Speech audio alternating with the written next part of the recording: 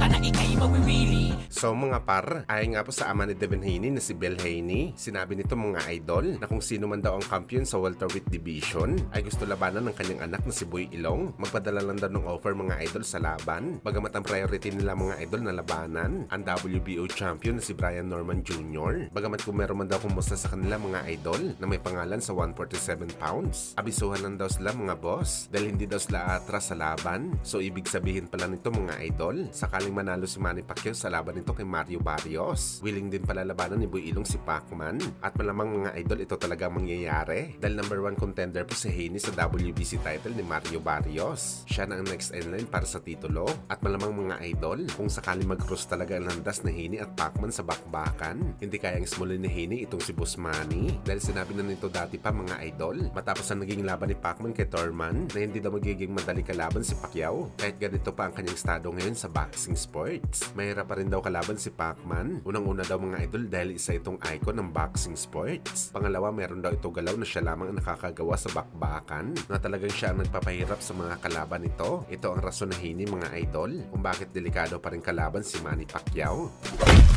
At speaking kay Pacman mga idol, sa ginanap nga po ng major workout ni Boss Manny kahapon sa Wildcard Gym, brutal nga po pinakita ni Boss Manny mga idol ang isang lakas ng 46 anyos na legend. Medyo tipid bumato ng suntok si Pacman mga idol, pero pumuputok naman sa lakas. At tila alam na natin mga boss kung saan nanggagaling ang lakas ni Pacman. Dito nga sa kanyang mga calves sa kanyang binte. Sa unang training ni Pacman sa US, hindi pa gaano kalaki ang calves nito, pero ngayon mga idol halos doble na ito sa kamao ni Boss Manny. Ito yung mga basihan dati ng mga experts mga idol kay Pacman kung gaano kalakas ang isang Manny Pacquiao sa bugbugan. Ibig sabihin daw mga idol kung malaki ang calves ng isang boxer, matibay ang balanse sa bakbakan, o sa madaling salita mga idol, kondisyon na talaga si Boss Manny para kay Barrios. At parang gigil na rin si Boss Manny mga idol manuntok ng kalaban. Makikita natin mga idol sa suntok nito kay Coach Buboy na gusto talaga nito basagin ang panga. Parang ina-anticipate na ni Pacman kung saan ito patamaan si Mario Barrios. Ito yung delikado kay Barrios mga idol dahil makailang beses na natin ito nakita na nayanig kapag nadadaplisan ito sa kanyang panga, lalo na sa naging laban ito kay Gervonta Tank Davis. Kaya abangan natin ito mga idol.